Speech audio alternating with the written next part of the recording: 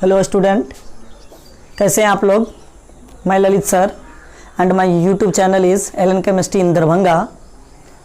बच्चों, आज हम कोलिगेटिव प्रॉपर्टीज़ के बारे में बताएंगे। लास्ट टॉपिक ऑस्मोटिक प्रेशर के बारे में। चलिए देखिए इधर ऑस्मोटिक प्रेशर के बारे में कि कैसे ऑस्मोटिक प्रेशर क्रिएट हुआ। पहले तो वेपर बनेगा। अब वेपर जब बनता रहेगा तो क्या करेगा, वेपर भी अपना प्रेशर को क्रिएट करेगा। तो उस प्रेशर क्या बोलते हैं, वेपर प्रेशर। तो देखिए उस प्रेशर के बारे में आज हमको पढ़ना किसके बारे में, वेपर प्रेशर तो बता दिए, ऑस्मोटिक प्रेशर के बारे में। तो कोलिगेटिव प्रॉपर्टीज का fourth point osmotic pressure. Osmotic pressure, osmotic pressure. Osmotic pressure का सिंबल जो होता है उसको पाई से रिप्रेजेंट करते हैं। ऑस्मोटिक प्रेशर समझने से पहले हम एक टर्म आपको बताएंगे, ऑस्मोसिस। क्या बताएंगे, ऑस्मोसिस। ये ऑस्मोसिस क्या होता है इसके बारे में पहले बताएंगे। और ऑस्मोसिस को भी समझने से पहले एक हम छोटा सा टर्म बता देते हैं, डिफ्यूजन। जो बोर्ड में पूछेगा difference between osmosis and diffusion में अंतर पूछ देगा आपसे, तब उसके लिए हम एक छोटा सा टॉपिक और बता देते हैं। क्या चीज, डिफ्यूजन के बारे में। क्या होता है डिफ्यूजन, उसके बारे में देखिए। इधर डिफ्यूजन हम कैसे क्रिएट करेंगे। डिफ्यूजन को पढ़ने से पहले हम आपको बता देते हैं एक बार कि कोलिगेटिव प्रॉपर्टीज बताए थे कि जो डिपेंड करता है नंबर ऑफ सॉल्यूट के पार्टिकल्स पे डिपेंड करता है, तो उसको क्या बोलते थे, कोलिगेटिव प्रॉपर्टी। 4 कोलिगेटिव प्रॉपर्टीज होता था, relative loading in vapour pressure, elevation boiling point, depression boiling point. आज का जो टॉपिक है वह ऑस्मोटिक प्रेशर। ऑस्मोटिक प्रेशर पढ़ने से पहले ऑस्मोसिस पढ़ेंगे। ऑस्मोसिस को भी समझने से पहले एक छोटा सा टॉपिक समझते हैं, डिफ्यूजन। डिफ्यूजन होता क्या, देखिए, net movement of substance, net movement of any substance, net movement of any substance from region of their region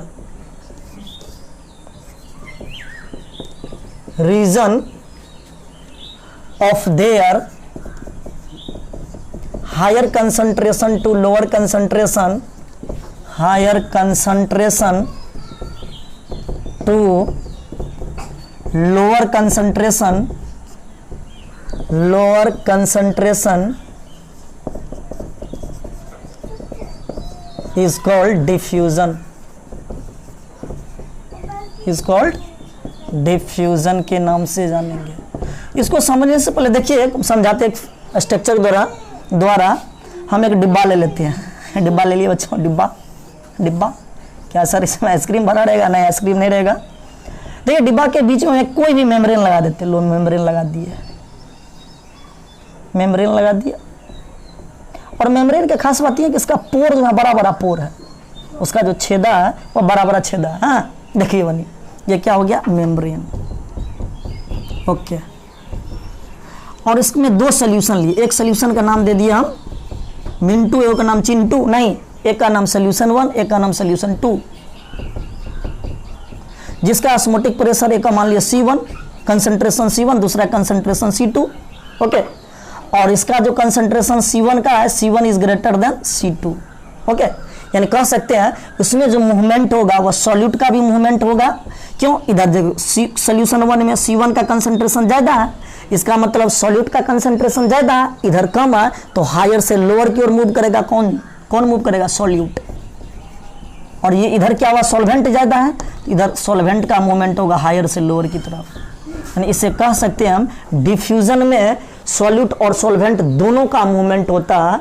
जब दोनों का मूवमेंट होगा तो उस प्रोसेस का नाम क्या होगा, डिफ्यूजन। यानी हम लिख दिए कि net movement of any substance, net movement of any substance from the region of their higher concentration to lower concentration is called diffusion. Higher से लोअर में पास करेगा सॉल्यूट और सॉल्वेंट दोनों, तो उस प्रोसेस का नाम क्या होगा बच्चों, डिफ्यूजन।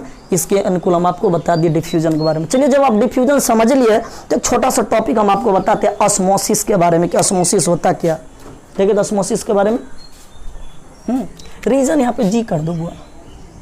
तो इतना समझ में आ गया आपको डिफ्यूजन के बारे में। डिफ्यूजन क्या समझे बच्चों, इसमें सॉल्यूट और सॉल्वेंट दोनों का मूवमेंट होता है। एक मेम्ब्रेन से, मेम्ब्रेन का ऐसा खास बात है मेम्ब्रेन का क्या, पोर इसका बड़ा बड़ा पोर है, इसमें छेदा जो है बड़ा बड़ा छेदा है, कौन सा सर ज़्यादा इसमें बराबर है सर, ये वाला 4 बराबर है, तो उसमें सॉल्यूट सॉल्वेंट दोनों का मूवमेंट होगा, that is called diffusion. Okay बच्चों, अब देखते हैं ऑस्मोसिस क्या होता है। डिफ्यूजन तो खत्म हो गया, अब देखते हैं ऑस्मोसिस के बारे में, तब बताएंगे हम ऑस्मोटिक प्रेशर। देखिए ऑस्मोसिस के बारे में,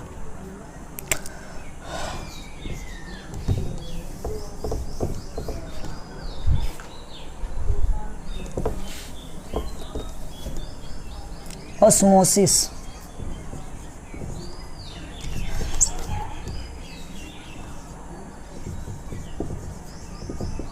ऑस्मोसिस के बारे में। हाँ देखिए, ऑस्मोसिस एक फिनोमिना होता है जिसमें सॉल्वेंट मूव करता है, यह घटना है जिसमें सॉल्वेंट मूव करता है हायर कंसंट्रेशन से लोअर कंसंट्रेशन की ओर with the help of plasma membrane, SPM के हेल्प से, दैट इज कॉल्ड ऑस्मोसिस। तो देखते हैं, पहले इसका डिफिनीशन लिख देते हैं एनसीईआरटी का। इट इज फिनोमिना, बहुत आसान है, बहुत ही डिफिनीशन आसान है। Phenomena, it is phenomena in which solvent move from, केवल solvent, अंदर ध्यान रखिएगा, solvent move from higher concentration to lower concentration, higher concentration to lower concentration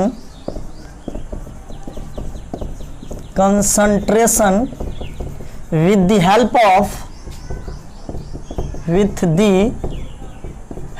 of semi permeable membrane, semi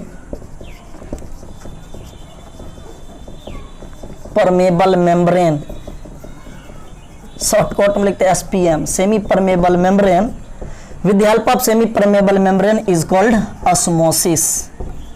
तो इसको हम क्या बोलते हैं, ऑस्मोसिस। चलिए इसको हम और बढ़िया से समझाने की कोशिश करें। देखिए, हम सपोज एक बकेट ले लिए, एक बकेट ले लो, एक बकेट ले लिए, कौन सा सर बकेट ले लिए, ये वाला बकेट बच्चों। हाँ देखिए, और इसमें एक मेम्ब्रेन लगा दिए, लेकिन स्पेशल मेम्ब्रेन, स्पेशल मेहमान भी होता है आप लोग के यहाँ तक गेस्ट जी, तो क्या करते हैं, इसमें मेम्ब्रेन लगा दिए। हाँ चलिए देखिए बच्चों, स्पेशल मेम्ब्रेन लगा दिए, इसका नाम क्या था, नाम बताओगे, एसपीएम। ये क्या होता है एसपीएम, सेमी परमेबल मेम्ब्रेन, बता देते ना, एसपीएम सेमी परमेबल मेम्ब्रेन। और एक में क्या कर लिए, एक में सॉल्वेंट को रख दिए, सॉल्वेंट मतलब प्योर वाटर, ये सॉल्वेंट हो गया, सॉल्वेंट मतलब प्योर वाटर, पीने योग्य पानी है, सॉल्वेंट उसको रख दिए, सॉल्वेंट वाटर है, लेकिन कैसा वाटर, प्योर वाटर, हम लोग पी सकते हैं। क्या पी सकते हैं, पीने का मतलब और कुछ नहीं पी लेना, पानी। हाँ, और उसमें एक में क्या किए कि सॉल्यूशन ले लिए, तो इसमें सॉल्यूशन ले लिए, सॉल्यूशन के रूप में सी, समुद्री वाटर ले लिए, सी वाटर। जब ये सी वाटर क्या होता है, खारा पानी होता है, हम तो सी वाटर को पी नहीं सकते, प्यास लगे रहता है, तभी हम लोग पानी नहीं पी सकते। सी वाटर, समुद्री वाटर, समुद्री वाटर में क्या होता है, सोडियम क्लोराइड, नमक डिजोल्व रहता है, नहीं ना। चलिए इसको हम क्या बोलते हैं, सॉल्यूशन, सॉल्यूशन नहीं, सॉल्यूशन नहीं, सॉल्यूशन। चलिए बने, कोई बात नहीं, सॉल्यूशन ले लिए, सॉल्वेंट ले लिए, सॉल्यूशन ले लिए, ओके। और जब हम ये सब ले लिया, उसमें को क्या बोलते हैं, सेमी परमेबल मेम्ब्रेन, और उसके ऊपर में ये मूव कर रहा है, मूव कर रहा है किधर से किधर, सॉल्वेंट से सॉल्यूशन की ओर मूव कर रहा है, मूव कर रहा है, ओके। तो it is phenomena in which solvent move from higher concentration, इसका कंसंट्रेशन ज्यादा है, हायर कंसंट्रेशन से लोअर कंसंट्रेशन की ओर, इसका कंसंट्रेशन सॉल्वेंट का ज्यादा है, इसका कंसंट्रेशन कम है, तो मूव करेगा सॉल्वेंट इधर से प्योर वाटर से इम्प्योर वाटर की ओर वो मूव करेगा with the help of semi permeable membrane, that is called osmosis. It is phenomena in which solvent move from higher concentration to lower concentration. ये क्या हायर कंसंट्रेशन है, लेकिन higher concentration to lower, इस side क्या आता है, lower concentration with the help of semi permeable membrane is called osmosis. तो उस प्रोसेस से क्या बोलते हैं बच्चों हम, ऑस्मोसिस। भाई ऑस्मोसिस से ये हम देखें कि मेरा पानी तो इन्वेस्ट हो रहा है, भाई जो पीने योग्य पानी भी है वह सी वाटर में इम्प्यूरिटी में डिजोल्व होते घुलते जा रहा है, तो हमको तो फिर पानी को भी तो सुरक्षित रखना है। तो हम उन्होंने क्या किए, तो उसके बाद हम क्या किए, एक प्रेशर क्रिएट किए। कि जिधर इम्प्यूरिटी है, इम्प्यूरिटी के ऊपर में प्रेशर, दबाव बनाना स्टार्ट किए, ऐसे दबाना स्टार्ट किए, ना भाई तुमको इधर ही जाना पड़ेगा, प्रेशर क्रिएट किए। जब ये प्रेशर लगाए तो ऑस्मोसिस, जो पानी वेस्ट हो रहा था इम्प्यूरिटी की ओर जा रहा, तो पानी जाना रुक गया। तो जिस प्रेशर पर वो जाना बंद किया, दैट प्रेशर, जिस प्रेशर पर पानी प्यूरिटी से इम्प्यूरिटी की तरफ जाना बंद किया, उस प्रेशर का नाम होता है ऑस्मोटिक प्रेशर। तो पहले आप इतना लिखिए ऑस्मोसिस, उसके बाद बताएंगे हम ऑस्मोटिक प्रेशर। ये घटना क्लियर हो गया, ओके। चलिए इसके बाद हेडिंग दी ऑस्मोटिक प्रेशर।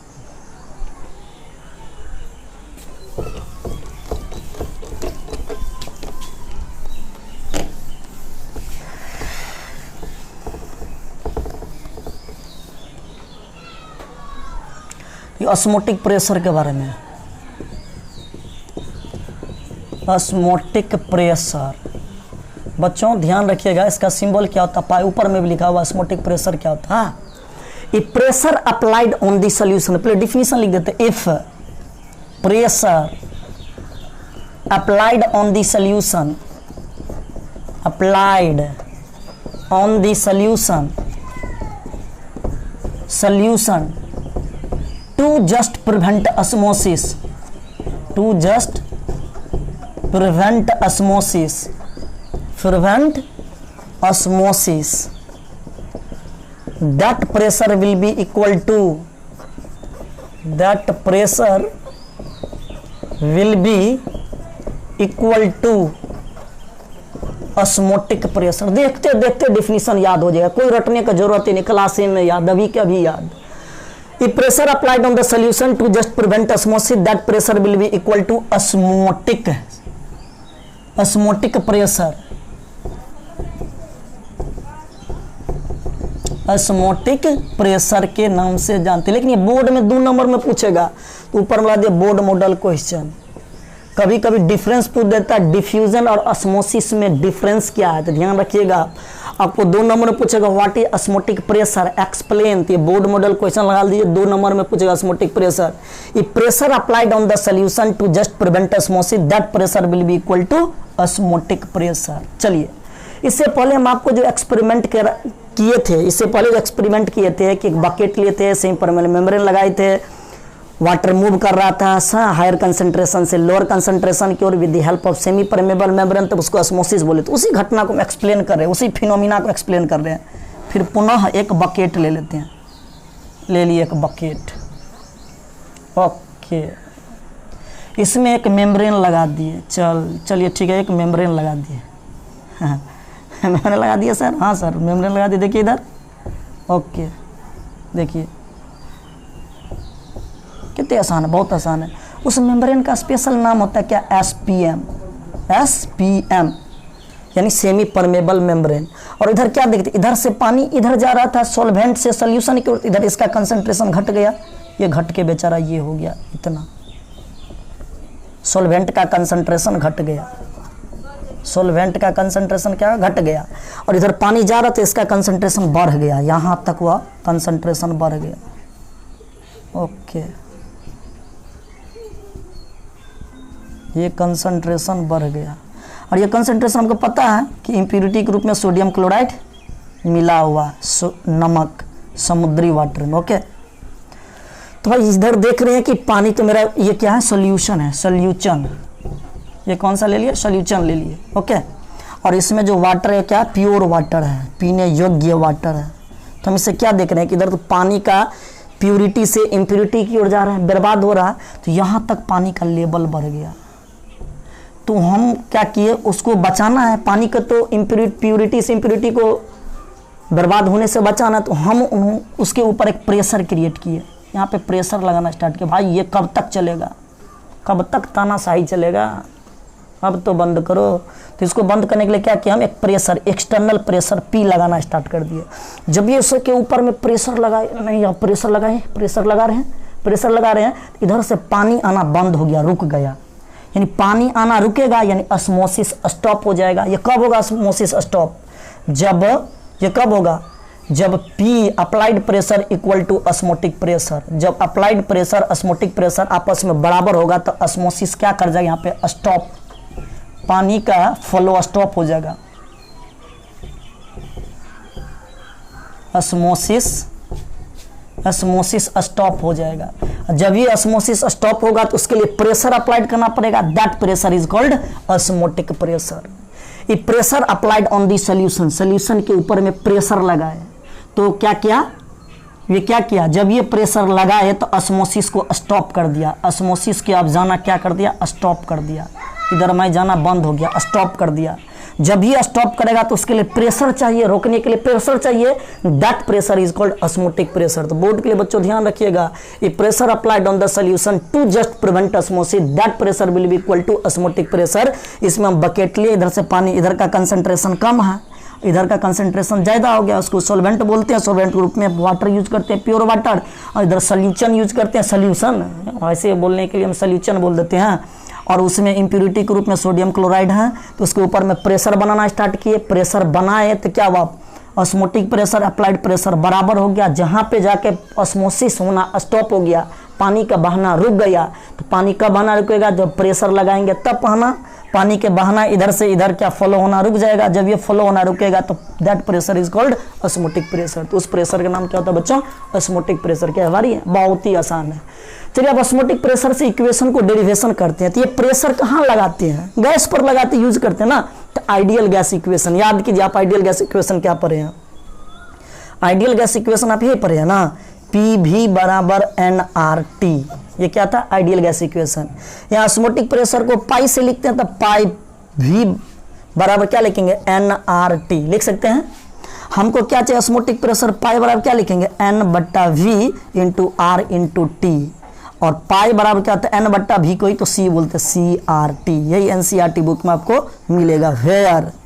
फिर यहाँ पे पाई क्या होता है, C क्या होता है, R क्या होता है और T क्या होता है, सबका मतलब समझ लेते हैं। फॉर्मूला आपको यही आ गया, पाई बराबर CRT। पाई होता है यहाँ पे ऑस्मोटिक प्रेशर, कौन सा प्रेशर, ऑस्मोटिक प्रेशर। ध्यान रखिएगा बच्चों, इसी फॉर्मूला का यूज सीखना।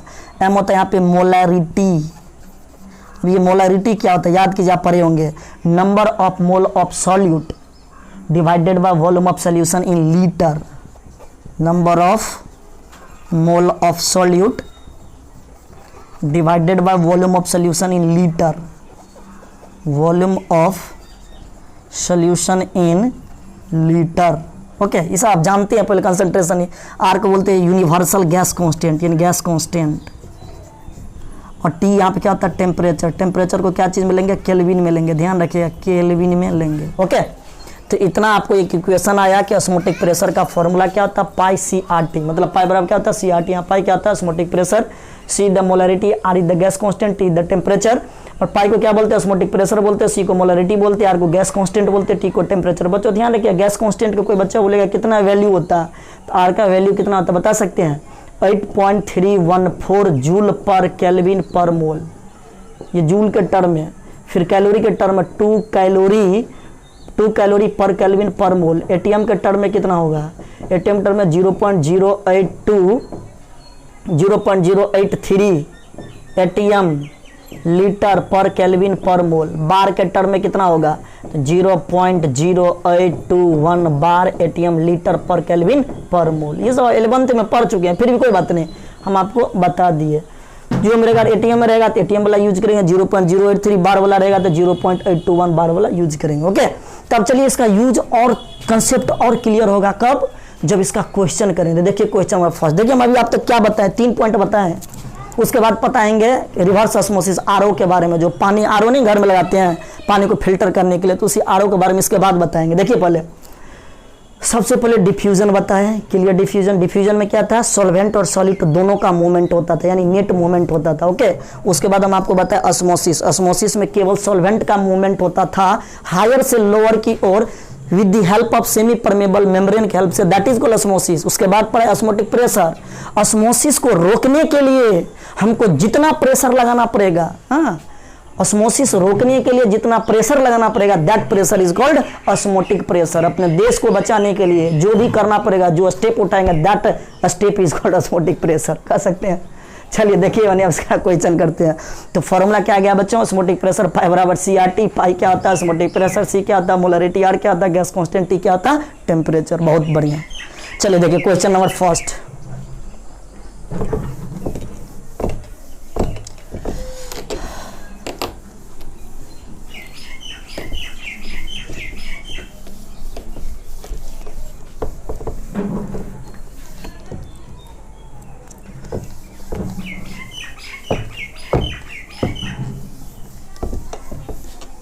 देखिए बच्चों, क्वेश्चन नंबर फर्स्ट क्या है।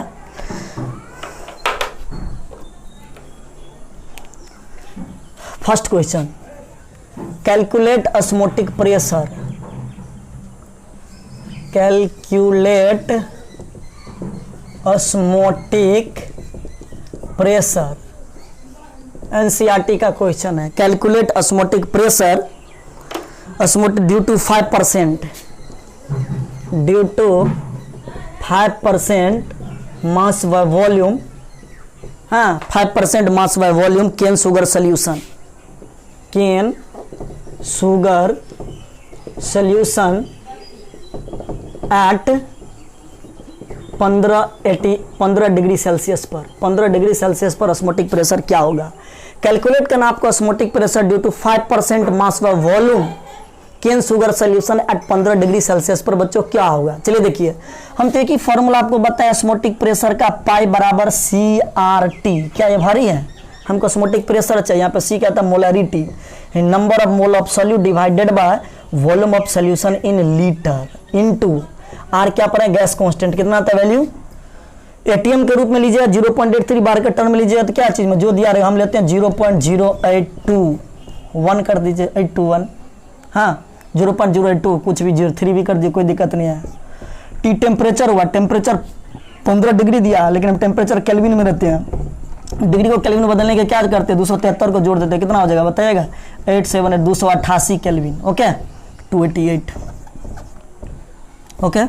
देखिए आप मोल कैसे ज्ञात करेंगे, तो यहाँ पे 5% दिया, क्या चाहिए, केन शुगर, केन, इसका मतलब क्या होता है बच्चों, 5% का मतलब होता है 5 gram cane sugar, cane sugar present in 100 ml of solution, ml of solution, solution मतलब मास बाय वॉल्यूम परसेंटेज, ध्यान लीजिएगा 100 ml सोल्यूशन में होगा, हाँ तो हम इस पर लिख सकते हैं, मतलब given mass 5, molecular mass cane sugar का फॉर्मूला क्या होता है, C12H22 और O11, इसका मास कितना होता है 342 ग्राम। याद कीजिए हम आपको बताए थे 342 ग्राम बट्टा वॉल्यूम कितना दिया है, वॉल्यूम 100 ml, ml को लीटर बनाने के लिए 1000 से डिवाइड कर देंगे, इंटू 0.082, हाँ इंटू 288, इसको मल्टीप्लाई कीजिए, मल्टीप्लाई करने पर ऑस्मोटिक प्रेशर कितना है उसको मल्टीप्लाई कीजिए, बच्चे बता सकते हैं मल्टीप्लाई करने पर कितना आएगा, बताइए कोई। हाँ तो देखिए इसको इससे ये काट देंगे, इससे ये, और 5 divided by 332 into 10 into 0.082 into 288, okay 534 into 0.82 into 288, calculate कीजिए 10, 15 10 8 5 40 41 इंटू 288 डिवाइडेड बाय 334, हाँ कीजिए 288 को 41 से कर दीजिए, 8 8 2 32 8 32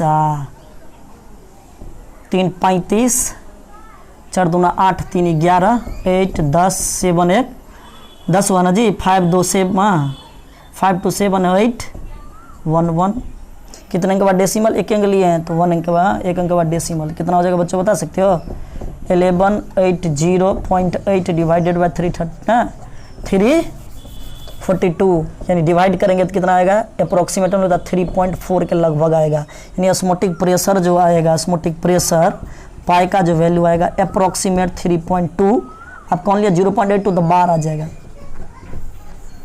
ओके इतना बच्चों आप ध्यान दीजिए, कोई भारी नहीं है क्वेश्चन, इसको छापिए। उसके बाद क्वेश्चन नंबर 2,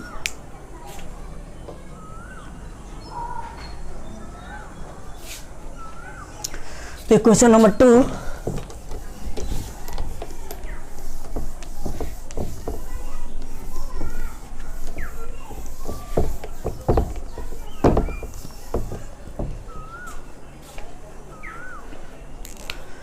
क्वेश्चन नंबर 2 है 200 centimetre cube of aqua solution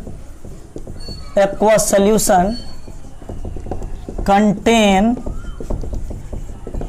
1.26 gram of polymer, gram of polymer, इतना पोलीमर दिया हुआ है 1.26 gram of polymer. The osmotic pressure of this solution, the osmotic pressure, osmotic pressure of this solution, osmotic pressure of this solution, question है बच्चों, question लिख लेते हैं।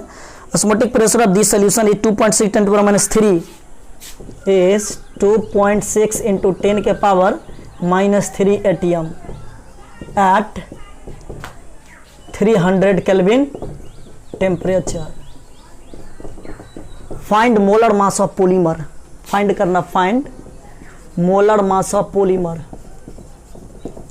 mass of polymer, polymer का बच्चों मोलर मास कैसे फाइंड करेंगे, ज्ञात करेंगे। ओके चलिए देखिए इधर, इतना सेंटीमीटर को सॉल्यूशन के 1.26 gram of polymer, polymer the osmotic pressure of this solution, osmotic pressure दिया है पाई बराबर क्या लिख सकते हैं, C8, एक ही फॉर्मूला जानते हैं पाई, कितना दिया 2.6 × 10 के पावर -3, C को ऐसे छोड़ दीजिए, गैस कांस्टेंट 0.082, टेम्परेचर 300 केल्विन, यहाँ से C निकाल लीजिए, 2.6 × 10 के पावर -3 डिवाइडेड बाय, मल्टीप्लाई कर दीजिए, हाँ 6 अतिरिक्त 24, 3 अंक के बाद डेसिमल, और यहाँ पे 2 जीरो है ना, 2 जीरो भी है, उसके बाद 3 अंक का डेसिमल यहाँ पे होगा, यानी C बराबर क्या लिख सकते हैं 2.6 डिवाइडेड बाय 24.6 × 10 के पावर -3। ओके उधर देखिए बच्चों,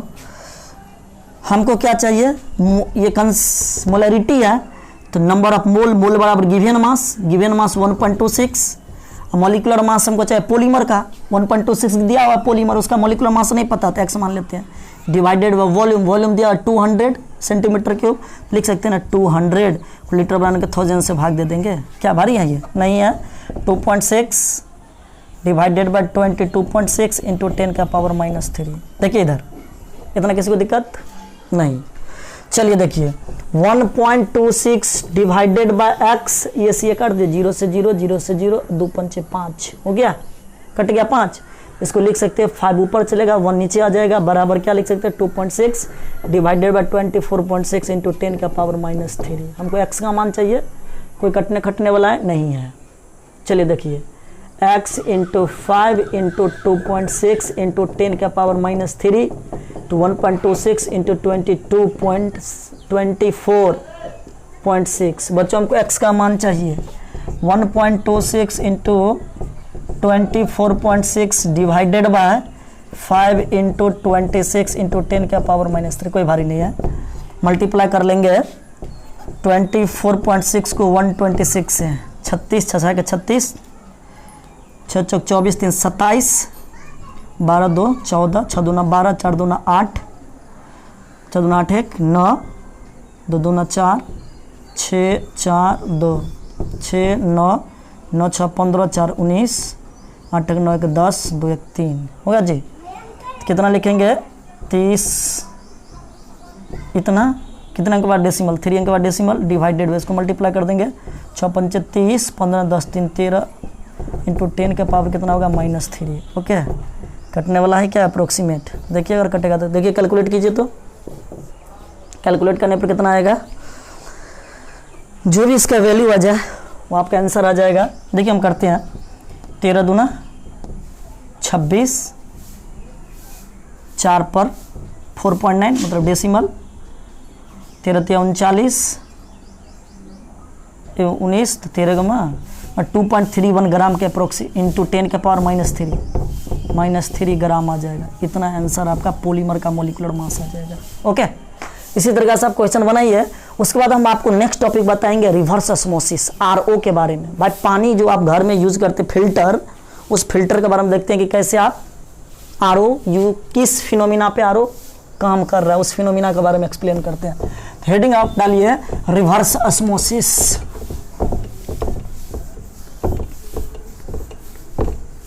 रिवर्स ऑस्मोसिस कोई भारी नहीं बच्चों, बहुत आसान है। केमिस्ट्री सबसे आसान सब्जेक्ट है, बशर्ते आप लोग थोड़ा सा ध्यान दीजिए, थोड़ा सा। देखिए रिवर्स ऑस्मोसिस के बारे में, रिवर्स ऑस्मोसिस, इसका नाम होता आरओ के बारे में। ओके चलिए इतना, आप थोड़ा मार्कर चेंज कर लेते।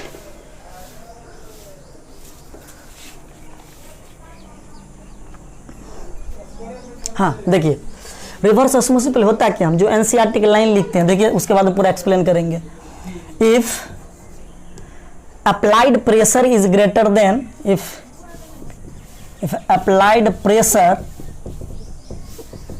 is greater than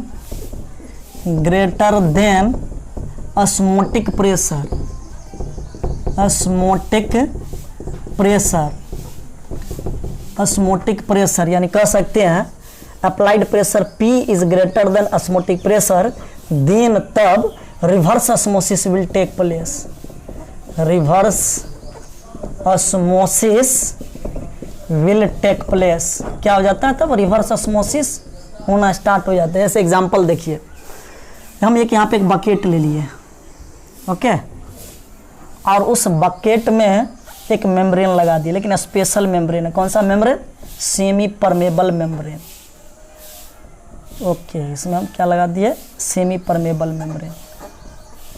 खास बात है सेमी परमेबल मेम्ब्रेन का कि जो ही जरूरत होगा उसी को जाने देगा, बशर्ते दूसरे को पास नहीं करने देगा, केवल सॉल्वेंट को ही पास करने देगा सेमी परमेबल में। देखिए इधर हम क्या ले लिए, सॉल्वेंट ले लिए, ये सॉल्वेंट हो गया,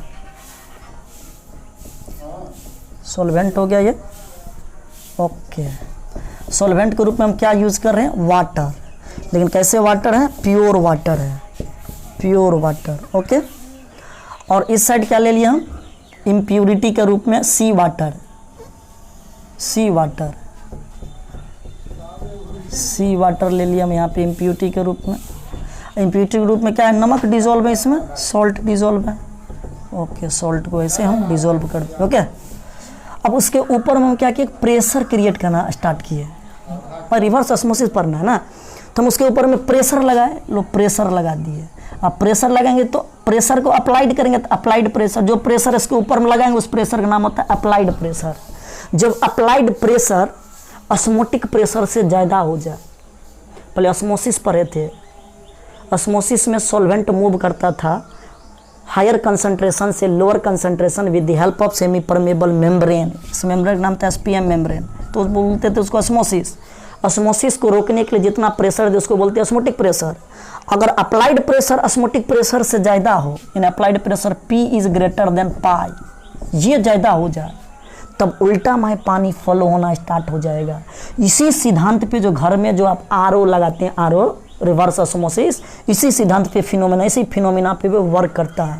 तो यानी क्या हो जाएगा, इसमें हम सोल्यूशन ले लिए, सोल्यूशन, तो क्या करेगा, उल्टा में पानी का फ्लो स्टार्ट हो जाएगा, और इम्प्यूरिटी से प्यूरिटी की ओर, इम्प्यूरिटी से प्यूरिटी की ओर पानी का फिल्ट्रेट होना स्टार्ट हो जाएगा। उसी पानी को हम लोग पैकेट में भर भर के मार्केट में सप्लाई करते हैं। उसी फिनोमिना पे क्या करता है, रिवर्स ऑस्मोसिस फिनोमिना पे आरओ काम करता है।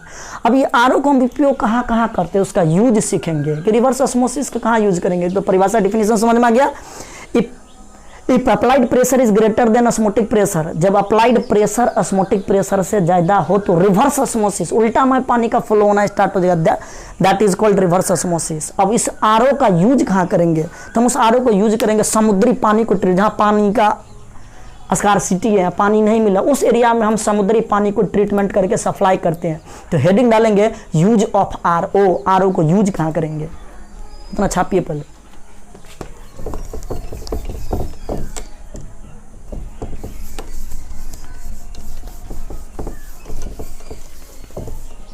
देखेंगे यूज ऑफ आरओ, आरओ का यूज कहाँ करेंगे, जो घर में आप यूज करते हैं आरओ फिल्टर करके पानी, यूज ऑफ आरओ।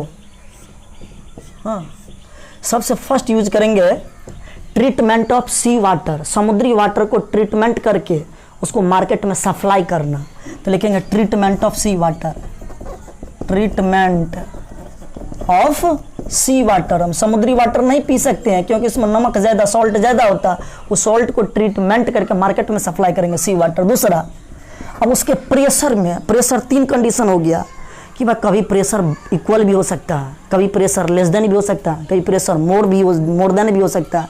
इक्वल होगा तो सोल्यूशन नाम होगा आइसोटोनिक सोल्यूशन। अगर प्रेशर लेसर देन हो जाएगा तो हाइपोटोनिक सोल्यूशन, प्रेशर ज़्यादा होगा तो हाइपरटोनिक सोल्यूशन।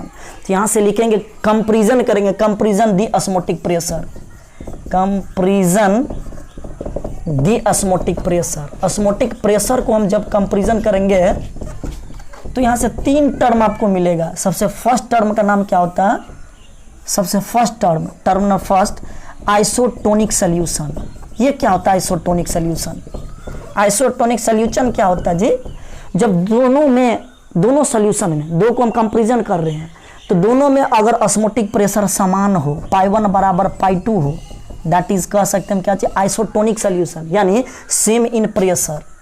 लिखेंगे same in osmotic pressure, same in osmotic pressure. जब दोनों सोल्यूशन में ऑस्मोटिक प्रेशर समान हो तो हम क्या बोल सकते हैं? Isotonic solution.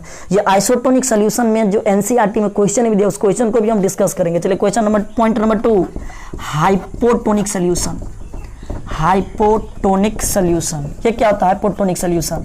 जब एक का ऑस्मोटिक प्रेशर लेसर देन हो दूसरे से, यानी π1 इज लेसर देन π2, तो उसको क्या बोलते हैं? Hypotonic solution. लिख क्या सकते हैं? Lesser than osmotic pressure, lesser than osmotic pressure. जब ऑस्मोटिक प्रेशर कम हो तो हम इसको क्या बोलते हैं? बता सकते हैं? Hypotonic solution. एक होता है हाइपरटोनिक सोल्यूशन, हाइपरटोनिक सोल्यूशन। ये क्या होता है हाइपरटोनिक सोल्यूशन? जब सोल्यूशन में ऑस्मोटिक प्रेशर ज़्यादा हो, π1 इज ग्रेटर देन π2 हो, यानी क्या कह सकते हैं? ग्रेटर देन ऑस्मोटिक प्रेशर या larger osmotic pressure, greater than osmotic pressure, osmotic pressure. जब ऑस्मोटिक प्रेशर ज़्यादा हो तब बोलते हैं उसको क्या चाहिए? Hypertonic solution. यानी आरओ के फिनोमिना के बारे में पूरा बताया कि आरओ होता क्या, रिवर्स ऑस्मोसिस।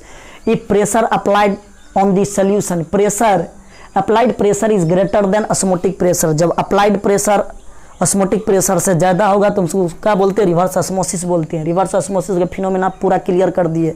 कहाँ यूज करेंगे? समुद्री वाटर को ट्रीटमेंट करने के लिए ऑस्मोटिक प्रेशर को कंपेरिजन करेंगे। 3 टर्म क्रिएट करेगा यहाँ पे, क्या क्या? कभी ऑस्मोटिक प्रेशर समान भी हो सकता है 2 सोल्यूशन का, कभी ऑस्मोटिक प्रेशर कम भी हो सकता है 2 सोल्यूशन, कभी ऑस्मोटिक प्रेशर ज़्यादा भी हो सकता है। जब समान होगा तो एक टर्म क्रिएट करेगा आइसोटोनिक सोल्यूशन। जब लेसर देन होगा, कम होगा तो हाइपोटोनिक सोल्यूशन। जब प्रेशर ज़्यादा हो जाएगा तो हाइपरटोनिक सोल्यूशन। चलिए अब इस टॉपिक से रिलेटेड, आइसोटोनिक सोल्यूशन से रिलेटेड एनसीईआरटी में क्वेश्चन दिया होता है। देखिए एनसीईआरटी का क्वेश्चन आइसोटोनिक सोल्यूशन से रिलेटेड, इतना छापने के बाद लिखिए question.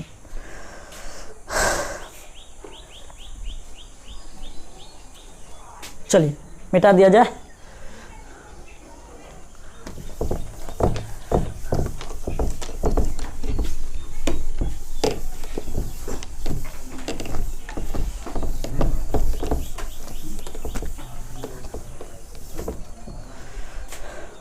The question, a 5% mass by volume, question number 3rd, a 5% mass by volume cane sugar solution, cane sugar solution। अब ये एनसीईआरटी का क्वेश्चन है, आप एनसीईआरटी में खोजिएगा मिलेगा आपको। Solution is isotonic with, is isotonic with 0.877% mass by volume,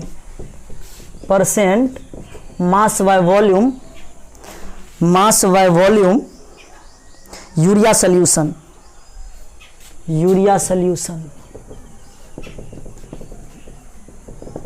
full stop। In molar mass of cane sugar is 342 if molar mass of cane sugar is 342 gram. Find molar mass of urea. Find molar mass of urea, urea का molar mass कैसे ज्ञात करेंगे बताइए। लेकिन एक term दे दिया isotonic solution, अभी हम आपको बताए थे जब दो सोल्यूशन का ऑस्मोटिक प्रेशर समान हो, यानी आइसोटोनिक का मीनिंग होता है, आइसोटोनिक सोल्यूशन का मतलब होता है कि जब दो सोल्यूशन का ऑस्मोटिक प्रेशर समान हो, एक समान हो, तो उसको क्या बोलते हैं, आइसोटोनिक सोल्यूशन। ऑस्मोटिक प्रेशर में आप क्या जानते हैं, आप C1R इंटू टी लिख सकते हैं ना, C2R इंटू टी, ये तो गैस कांस्टेंट है, कट जाएगा। टेम्परेचर दोनों क्या रूम के टेम्परेचर है, समान टेम्परेचर, ये भी कट जाएगा। कंसंट्रेशन में आप क्या लिख सकते हैं, number of mole divided by volume. अब आप क्या लिख सकते हैं, N2 divided by volume, volume भी कट जाएगा, दोनों को तो समान है, एक समान। जैसे देखिए कैसे कटेगा, तो देख लीजिए इधर 5% cane sugar mass by volume percent, इसका मतलब क्या होता है, इसका मतलब होता है 5 gram of cane sugar present in 100 ml of solution. Okay, और एक और दे दिया है 0.877% ऑफ यूरिया, इसका मतलब क्या होता है, इसका मतलब होता है 0.877 gram of urea present in 100 ml of solution, 100 ml of solution. अरे सोल्यूशन होता है ना, दोनों का तो 100 ml सोल्यूशन है, दोनों का 100 ml है, तो दोनों तो कट ही जाएगा। तो मोल बराबर गिवन मास क्वेश्चन में 5 ग्राम दिया केन शुगर 5, और मॉलिक्यूलर मास मोल बराबर गिवन मास बट्टा मॉलिक्यूलर मास, यूरिया का मॉलिक्यूलर मास क्वेश्चन दिया क्या, यूरिया का मॉलिक्यूलर मास, हाँ ये molar mass of cane sugar 342, तो लिख दिया 342। गिवन मास, ये गिवन मास यूरिया का दिया 0. कितना 0.877, और ये इसका मॉलिक्यूलर मास यूरिया का था, find molar mass of urea, urea का मोलर मास नहीं पता, x मान लेंगे। ओके, क्रॉस मल्टीप्लाई करेंगे, x बराबर क्या हो जाएगा 342 इंटू 0.877 डिवाइडेड बाय 5, मल्टीप्लाई कर देंगे 342 इंटू 877 को, 14, 7 28 1 29, 7 21 2 23, फिर ये हो जाएगा 4 4 9 3 2, फिर 8 2 16, 8 चौक 32 1 33, अतिरिक्त 24 27, 4 9 4 13, 9 6 15, 3 18 19, 3 3 6 2 8 1 9, 7 2 9 2, कितना हो जाएगा बच्चों, इसको हम लिख सकते हैं ना 29994, 3 अंक के बाद डेसिमल डिवाइडेड बाय 5, कितने हो जाएगा बच्चों, इसको डिवाइड कीजिए 25 25, 4 9 हो गया, 90 45 हो गया, 4 5 फिर 5 फिर 45 हो गया, हाँ अप्रोक्सीमेट इतना हो जाएगा, इतना ग्राम यूरिया का। ओके, इसी तरीके से आप लोग बच्चों बनाते रहिए, पीछे का रिवाइज करते रहिए। बेस्ट ऑफ लक, आज इतना ही, फिर नेक्स्ट क्लास में बताएंगे। ओके।